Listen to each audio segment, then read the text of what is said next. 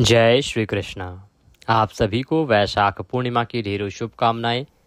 प्रिय दर्शकों, आज का ये वीडियो आप सभी के लिए बहुत महत्वपूर्ण होने वाला है। आप सभी जानते हैं कि वैशाख पूर्णिमा आ रही है। वैशाख पूर्णिमा का व्रत, दान पुण्य आदि कब किया जाएगा ये तो हम पहले भी बता चुके हैं।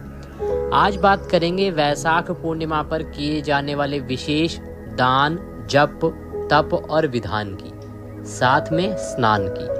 वैशाख पूर्णिमा पर 5 कार्य बहुत ही महत्वपूर्ण हैं जो शास्त्रों में वर्णित हैं, जिन्हें आपको वैशाख पूर्णिमा पर करना चाहिए। यदि आप इन कार्यों को करते हैं तो निश्चित रूप से आपको अथाह पुण्य की प्राप्ति होती है। इसमें 2-3 चीजें हैं जो हम आपको और बताएंगे कि इस दिन जो व्यतिपात योग बन रहा है, जिसकी शुरुआत 11 तारीख को हो जाएगी, तो व्यतिपात योग का आप कैसे लाभ ले सकते हैं। व्यतिपात योग जो है वो ज्योतिष की गणना के अनुसार बनने वाला एक योग है, और इस योग में जो भी दान पुण्य, स्नान आदि का कार्य है, उससे जो पुण्य प्राप्त होता है वो सीधा 1,00,000% अधिक बढ़ जाता है। किस कारण से? क्योंकि ये जो योग बनता है, योग का अभिप्राय होता है ग्रहों की अवस्था कुछ इस प्रकार की हो जाती है उस समय में, सूर्य और चंद्रमा के बीच में एक विशेष संबंध के कारण ये योग उत्पन्न होता है। इस योग का जो फल है ना, वो बहुत अधिक बताया गया है। इस योग में जो जप, तप, दान, कर्म आदि जो करते हैं, उससे जो फल प्राप्त होता है, जो पुण्य प्राप्त होता है, वो सीधा 1,00,000 गुना अधिक हो जाता है इस योग के कारण। इसीलिए ये दिन आपके लिए और अधिक महत्वपूर्ण हो जाता है। वैशाख पूर्णिमा पर वो कौन से 5 कार्य हैं जिनको आपको करना आवश्यक है, कौन से दान आपको करने चाहिए, ये संपूर्ण जानकारी इस वीडियो के माध्यम से आपको प्रदान की जाएगी। आपसे अनुरोध है कि वीडियो यदि थोड़ा सा भी उपयोगी लगे तो कृपया एक बार इसे लाइक अवश्य कर दीजिएगा। जानकारी क्योंकि सभी के लिए महत्वपूर्ण है, शास्त्रीय जानकारी हम प्रदान करते हैं, तो आप इसे अधिक से अधिक शेयर कीजिए, लोगों तक पहुँचाइए, जिससे कि लोग भी इस आने वाली वैशाख पूर्णिमा की महिमा को समझें और उसके लिए कुछ कर्म करें और लाभ लें। क्योंकि ये जो तिथि है ना, ये अद्भुत तिथि है साहब, वैशाख मास और वैशाख की पूर्णिमा, क्योंकि इस दिन स्वयं नारायण देवताओं के साथ आपको आशीर्वाद देने आते हैं, स्वयं नारायण। तो आप समझ सकते हैं कितना कल्याणकारी है ये दिन। ये दिन इसलिए भी कल्याणकारी है क्योंकि यही वो दिन है जिस दिन देवताओं को भगवान श्री हरि विष्णु ने पुनः स्थापित किया था, स्वर्ग में स्थापित किया था, और उनका जो राज्य है वो पुनः उन्हें दिलाया था। तो ये बहुत अद्भुत महिमा वाला दिन है, और यही वो दिन है जिस दिन देवताओं ने प्रसन्न होकर मनुष्यों को और वैशाख मास की पूर्णिमा दिवस को विशेष आशीर्वाद और वरदान दिया था कि जो इन दिनों में भगवान श्री हरि का पूजन करेगा या देवताओं का पूजन करेगा, दान पुण्य का कार्य करेगा, उसका सभी देवता अवश्य कल्याण करेंगे।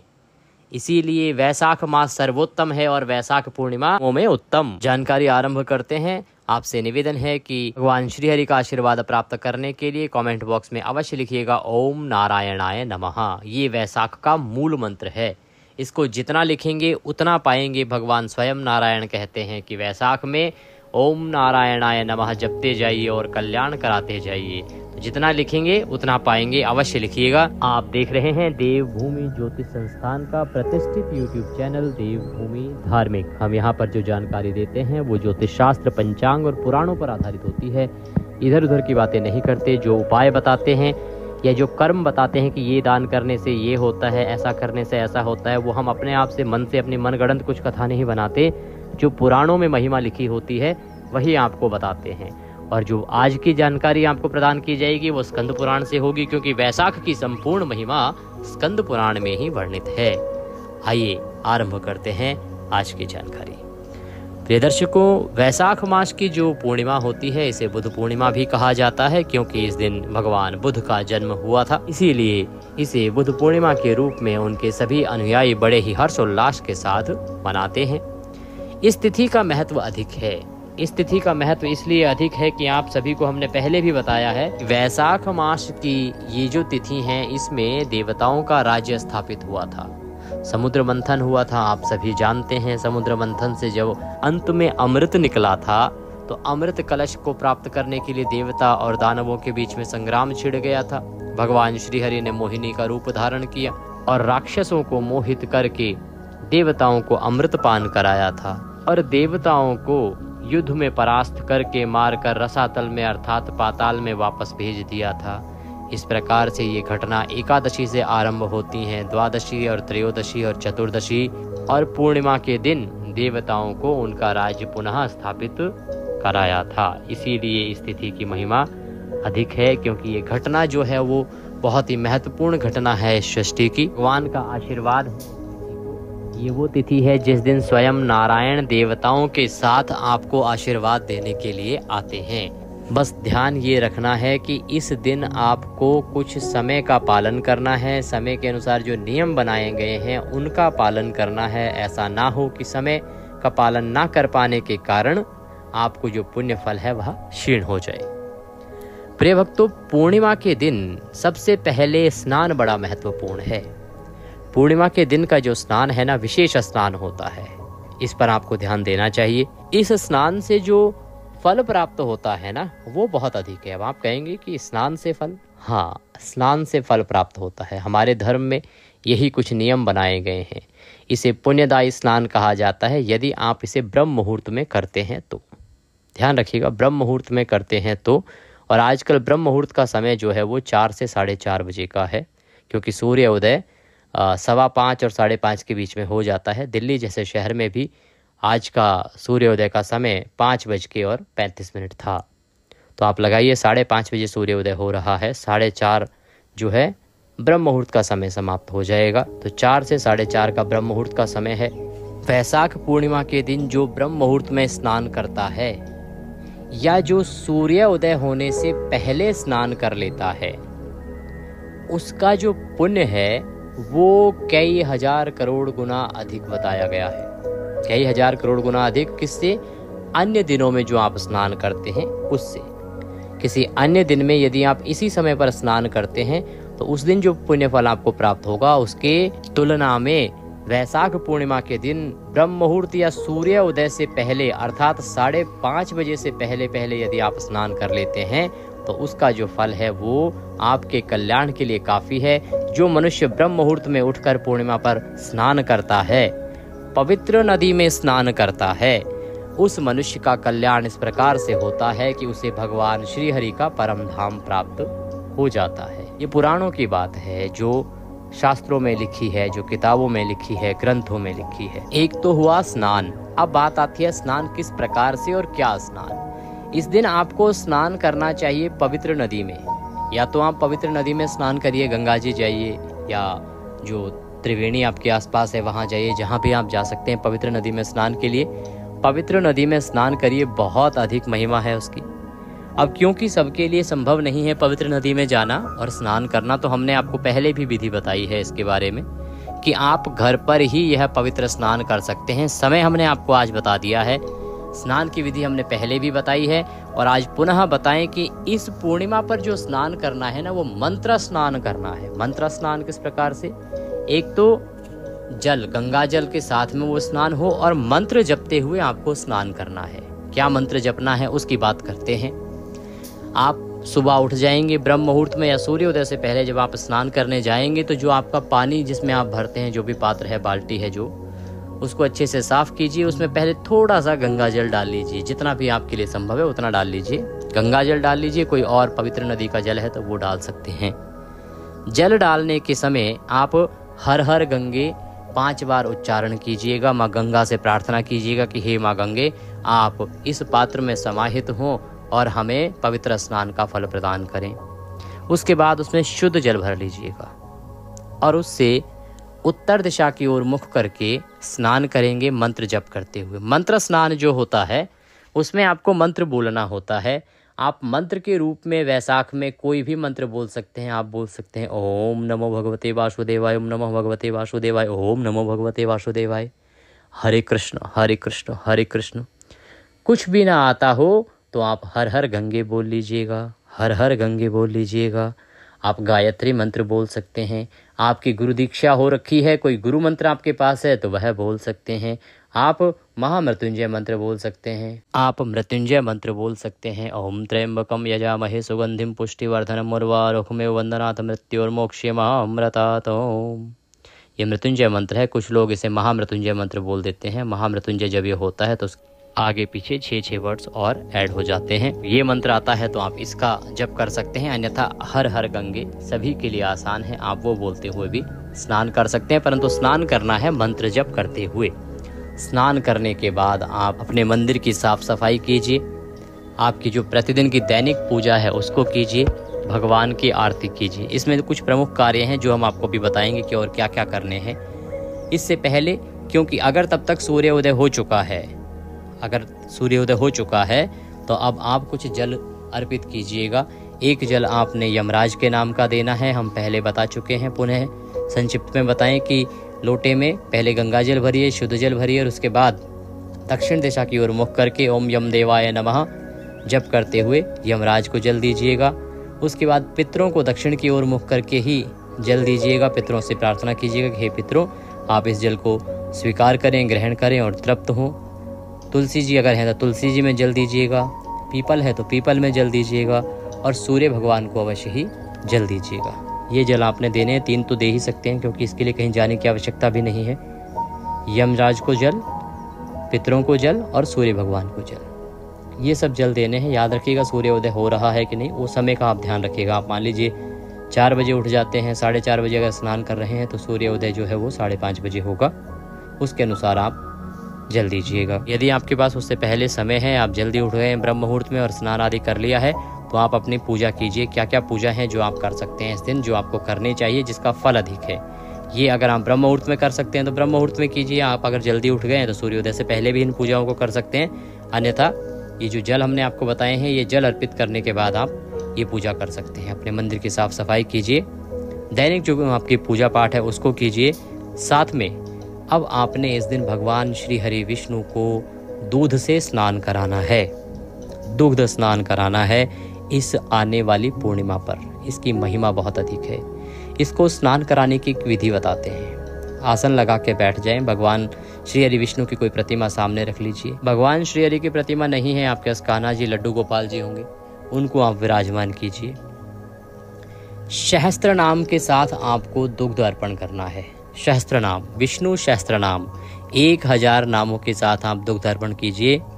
इसका जो फल है साहब, वो पुराण बताते हैं कि इसकी तो महिमा इतनी अधिक है कि स्वयं शंकर भी इसके विषय में नहीं लिख सकते।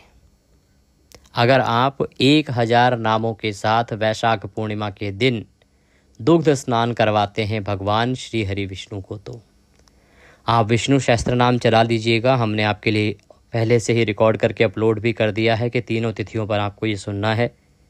आप वो चला लीजिएगा और दूध से स्नान कराइएगा। एक हल्की धार बना लीजिएगा। श्रृंगी यदि आपके पास है तो श्रृंगी ले लीजिएगा, श्रृंगी में जल भरिएगा। बहुत बारीक सी धार आती है, उससे वो भगवान के ऊपर लगातार चलती रहेगी जब तक आपके 1000 नाम का ये जप होगा, विष्णु सहस्त्र नाम चलेगा। तो भगवान विष्णु के जो 1000 नाम हैं उनसे आप उनका दूध से अभिषेक करिए। इसकी महिमा बहुत अधिक है। इससे जो कल्याण होगा वो ये कि इसका फल एक तो आपको तुरंत मिलता है। तुरंत कैसे मिलता है? आपके जीवन में जो संकट हैं वो समाप्त हो जाएंगे। आपके जीवन में किसी भी प्रकार की परेशानी है, भगवान विष्णु जो हैं वो सर्वसमर्थ हैं। वही एक ऐसे देवता हैं जो आपके सभी संकटों का हरण कर सकते हैं। इसीलिए ये आप अवश्य कीजिएगा, आपके जीवन में कल्याण ही कल्याण होगा।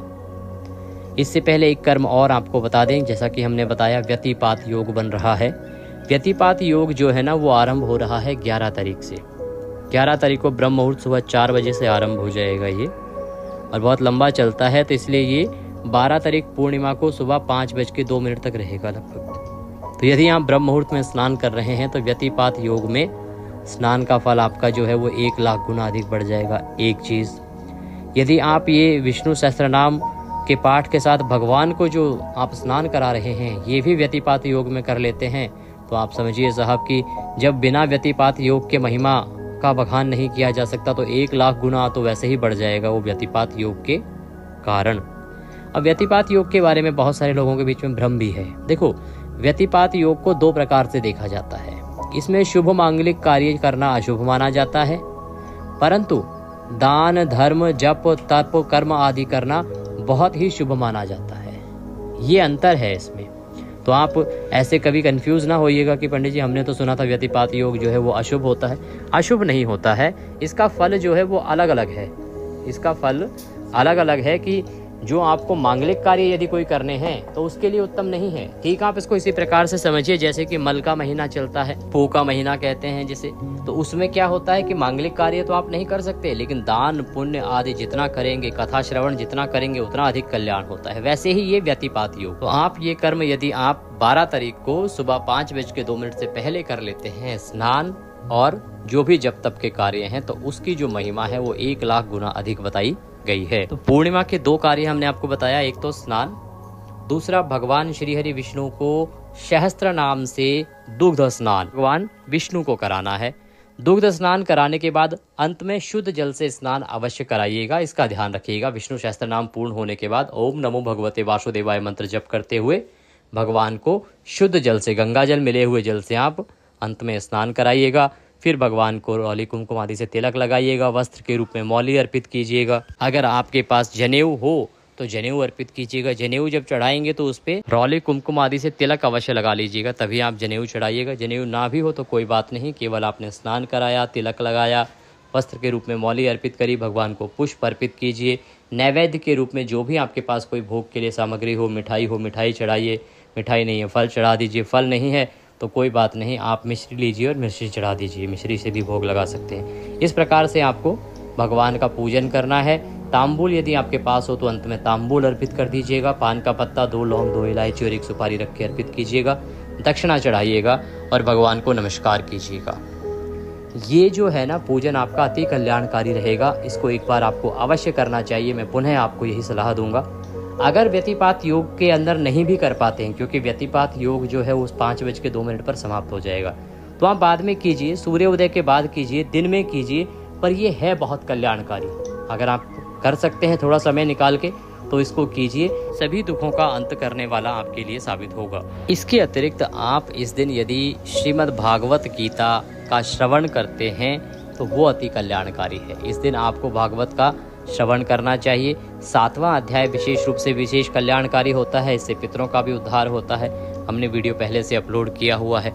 महिमा इतनी अधिक बताई गई है कि यदि एक श्लोक मात्र आप इस दिन सुन लेते हैं तो उससे भी मनुष्य का कल्याण हो जाता है। इस वैशाख पूर्णिमा पर यदि आप श्रीमद् भागवत गीता का एक श्लोक सुन लेते हैं तो फिर हम आपको एक अध्याय बता रहे हैं, उसमें बहुत अधिक समय नहीं लगेगा, 10 से 15 मिनट का समय लगेगा। वो एक अध्याय आप अवश्य सुन लीजिएगा। उसके बारे में हमने पहले भी जानकारी दी है। हमारा प्रयास ये है कि इस वीडियो में हम थोड़ा नई जानकारी ही आपको दें, जिसके बारे में हमने पहले आपसे चर्चा नहीं की है, कुछ ऐसा ही बताएं। तो आप ये श्रीमद् भागवत गीता का एक अध्याय सुने। आप अधिक ना कर सकें तो केवल आसन लगा के दक्षिण दिशा की ओर मुख करके बैठ जाएं और वो अध्याय सुन लें। अगर पितरों का तर्पण कर सकते हैं तो बहुत अच्छा रहेगा। उसके लिए क्या करना है कि दक्षिण की ओर मुख करके जब आप बैठेंगे तो सामने एक तांबे का लोटा लीजिएगा, उसमें पहले गंगा जल भरिएगा, फिर शुद्ध जल भरिएगा। उसके बाद उसमें सफ़ेद पुष्प है तो वो डाल लीजिएगा और चावल डाल लीजिएगा, थोड़ा सा कच्चा दूध मिला लीजिएगा और इसको सामने रख के फिर आप गीता का 7वां अध्याय सुनिएगा। समाप्त करने के बाद भगवान से प्रार्थना कीजिएगा कि हे प्रभु, ये सारा पुण्य मैं अपने अमुक पितरों को अर्पित करता हूँ। और उसके बाद वह जल अपने पितरों के निमित्त दक्षिण की ओर मुख करके पितरों को दे दीजिएगा। इससे आपके पितृ तृप्त हो जाएंगे। यदि कोई पितृ आपका मान लीजिए किसी कारणवश यहाँ वहाँ फंसा होगा, अर्थात मुक्ति नहीं हुई होगी किसी पितृ की, तो उसकी मुक्ति भी हो जाएगी। ये बहुत ही उत्तम है। यूँ तो गीता के 7वें अध्याय का पाठ करके और उसका पुण्य पितरों को देना हम पहले भी बताते रहे, पर आज के दिन क्यों? क्योंकि आज जो आप कर्म करेंगे ना, उसका जो फल है वो हजारों करोड़ गुना अधिक हो जाएगा। और दूसरा, आज जो फल आपको मिलेगा ये अक्षय होगा, ये कभी समाप्त नहीं होगा। इसलिए हम आपसे कह रहे हैं कि आज के दिन आपको ये कर्म करना चाहिए। हम आप में से बहुत से दर्शक ये सोच सकते हैं कि पंडित जी ये तो हम अमावस्या को भी करते हैं, तो आज ही क्यों? आज इसलिए क्योंकि आज जब इन कर्मों को आप करोगे तो इससे जो पुण्य फल प्राप्त होने वाला है वो अन्य दिनों में करने के मुकाबले कई हजार करोड़ गुना अधिक है। और दूसरा, अक्षय पुण्य देने वाली ये तिथि है। आज स्वयं नारायण हैं देवताओं के साथ आपके घर में, समझिए, जो आपको आशीर्वाद देने आ रहे हैं। इस अवसर का लाभ लीजिए, ये अवसर बार बार नहीं आता है। और ये घटना जो है मैं आपको अपने मन से नहीं बता रहा हूँ, स्कंद पुराण में वर्णित है। इसका वर्णन आप काफ़ी हद तक हमारे महात्म्य में भी सुनेंगे, क्योंकि जो चतुर्दशी है, चतुर्दशी को कल हमारा अंतिम अध्याय होगा वैशाख महात्म्य का, जिसमें पूरा निष्कर्ष निकलता है महात्म्य के बारे में, क्या है ये वैशाख का महीना उसके बारे में। उस अध्याय को भी आप श्रवण कीजिएगा, बहुत कल्याणकारी है। हमारे जो दर्शक पुराने हैं, जो पहले से देखते आए हैं, उनको पता है कि हम जो सही महात्म्य है वही सुनाते हैं। प्रत्येक मास का जो महात्म्य पुराणों में लिखा होता है वही आपको सुनाते हैं। सभी का महात्म्य हम करते हैं। अभी ज्येष्ठ का महीना आरंभ होने वाला है, ज्येष्ठ का महात्म्य भी प्रथम दिन से ही आरंभ हो जाएगा। उसका भी आप पूरे माह आनंद लीजिए, क्योंकि महात्म्य जितना आप सुनते हैं उतना कल्याण होता है। भगवान कहते हैं कि हरि की कथाओं का गुणगान करना और श्रवण करना सर्वोत्तम कल्याणकारी है। क्षमा कीजिएगा, हम बात कर रहे थे पूर्णिमा के दानों के बारे में। हम क्या है कि बातें जब होती हैं तो हम थोड़ा सा आगे निकल जाते हैं। पूर्णिमा के दिन आपने जो प्रथम कर्म स्नान बताया, दूसरा कर्म विष्णु शास्त्र नाम श्रवण बताया, तृतीय कर्म आपको बताया गीता के अध्याय का श्रवण करना या पितरों के लिए उसका दान अर्पित करना। वो ना कर सके तो केवल श्रवण कर लीजिएगा। चलते फिरते भी श्रवण कर सकते हैं, ऐसा नहीं कि बैठ के ही। अगर संभव नहीं हो तो आप चलते फिरते ही श्रवण कर लीजिएगा, वो भी आपको कल्याण कर जाएगा। चौथा, इस दिन आपको चावल और दही का दान देना है। चावल और दही का दान देना है दक्षिणा के साथ। चावल, दही, दक्षिणा और एक घड़ा भी यदि आप रखते हैं साथ में तो वो अति कल्याणकारी है। ये पूर्णिमा के दिन आप इस कार्य को कीजिएगा, बहुत ही शुभ है, बहुत ही अच्छा फल इसका है। इससे आपकी 7 पीढ़ियों की मुक्ति हो जाती है, घर में माता लक्ष्मी का वास होता है, धन धान्य की प्राप्ति होती है, देव और पितृ दोनों प्रसन्न होते हैं। इतना पुण्य है इस दान का। तो ये दान जो हम बता रहे हैं इसको, ये चौथा कार्य है जो आपको इस पूर्णिमा पर करना चाहिए। 5वां है सुयोग्य ब्राह्मण भक्ति। सुयोग्य ब्राह्मण भक्ति अर्थात जो भी कोई योग्य ब्राह्मण है। हमने एक विशेष आपको जो अध्याय बताया था जिसमें वर्णन आया था कि आपको दान किसे देना चाहिए और कैसा फल होता है। एक राजा था जिसने बहुत दान किया, लेकिन उसके लिए दान का अभिप्राय होता था लंगड़े लूले गरीब ब्राह्मणों की सहायता करना, गरीबों को दान दे, उसको वो ब्राह्मण दान समझता था। लेकिन जब उसकी मृत्यु हुई तो वह घोर नरक में गया। उसके बाद उसे यह बताया गया कि ये जो दान है वो अलग है और सहायता अलग है। दान आपको करना चाहिए योग्य ब्राह्मण को। आप किसी पढ़े लिखे विशेष ब्राह्मण को अगर दरकिनार करके सिर्फ ये सोच के कि अरे इसके पास तो बहुत धन है, इसको देने से क्या लाभ होगा, यही गलती है। ईश्वर कहते हैं कि जो योग्य ब्राह्मण है, जो वेद पाठी ब्राह्मण है, जो वेदों का श्रवण करता है, वेदों का पठन करता है, अध्ययन करता है, लोगों को सुनाता है, ऐसे ब्राह्मण को आपको दान देना चाहिए। ना कि आप किसी को दया दृष्टि दिखाते हुए कि हाँ गरीब है या लंगड़ा है लूला है उसको दान, देखिए उसकी सहायता कीजिए। लेकिन जिसे आप दान कहते हैं, जो पुण्य कर्म के लिए किया जाता है किसी विशेष तिथि पर, वो किसी वेद पाठी ब्राह्मण को ही देना चाहिए, जो वेदों का अध्ययन करता हो, वेदों का पठन करता हो, जो ज्ञानी हो, जिसने विद्या ग्रहण की हो। ऐसे किसी ब्राह्मण को पूर्णिमा के दिन आप दान दीजिएगा। दान क्या दे सकते हैं? अन्न दान दे सकते हैं, जल दान दे सकते हैं, दक्षिणा दान दे सकते हैं, धन दान दे सकते हैं, वस्त्र दान दे सकते हैं। ये दान दीजिएगा। लेकिन ब्राह्मण को दान इस पूर्णिमा पर आप अवश्य दीजिएगा, और ऐसे ब्राह्मण को दीजिएगा जो सुयोग्य हो, जो वेद पाठ आदि करता हो, जो पुराणों का अध्ययन करता हो। कर्म हैं जो आपको इस पूर्णिमा पर करने हैं। इसके अतिरिक्त भगवान सत्यनारायण की कथा का श्रवण करना, भगवान सत्यनारायण का व्रत करना अति कल्याणकारी है। इस दिन आपको वैशाख के अध्यायों का श्रवण करना अति कल्याणकारी है। भगवान की कथाओं का गुणगान करना अति कल्याणकारी है। गरीबों की सहायता करना अति कल्याणकारी है। भंडारे लगाना, गरीबों को भोजन कराना अति कल्याणकारी है। इस प्रकार के कर्म इस पूर्णिमा पर आपने कर लिए तो आपका जीवन संवर जाएगा साहब। ये जो पुण्य है ना, ये इसी जन्म में आपके काम आएंगे। ऐसा वर्णन आता है कि वैशाख में किया गया दान पुण्य से जो फल मिलता है उसका प्रभाव तुरंत आपको इसी जन्म में ही दिख जाता है। अब बात आती है कि ये महत्वपूर्ण तिथि है कब। हमने पहले भी आपको बताया है कि पूर्णिमा तिथि की जो शुरुआत है वो हो रही है 11 तारीख को 8:01 पर, और ये समाप्त होगी 12 तारीख को रात्रि को 10:25 पर। ऐसे में 12 को सूर्य के मुख से पूर्णिमा है, 12 को सोमवार रहेगा। अति कल्याणकारी दिन है। पूर्णिमा के ये सभी कर्म कीजिएगा। ये बात योग जो है 5:02 तक रहेगा। इसके अतिरिक्त आप उत्तम समय की बात करें तो सुबह का पहला चौघड़िया जो है बहुत उत्तम होता है। अमृत का चौघड़िया है, 7 बजे तक आप उसको प्रयोग कर सकते हैं। अन्यथा 7 से 8:30 के बीच में नहीं कीजिएगा। काल का चौघड़िया रहेगा, उसके बाद आप 8:30 से और दस्तक कर सकते हैं, शुभ रहेगा। एक विशेष वीडियो, अगर आप कुंभ गए थे, त्रिवेणी जल लाए थे, तो पूर्णिमा पर क्या क्या करना चाहिए उसको अवश्य देखिएगा, आपके लिए बहुत महत्वपूर्ण है, जो लोग कुंभ होके आए हैं और जो त्रिवेणी का जल भी वहां से लाए हैं। भगवान सब पर कृपा करें। वीडियो थोड़ा भी अच्छा लगे तो कृपया उसे लाइक अवश्य कीजिएगा। कमेंट बॉक्स में लिखिएगा ओम नारायणाय नमः। वीडियो को शेयर करना ना भूलिएगा, जिससे कि सभी लोग इसका लाभ ले सकें। शास्त्रीय जानकारियाँ हर जगह मिलती नहीं हैं। हरे कृष्ण।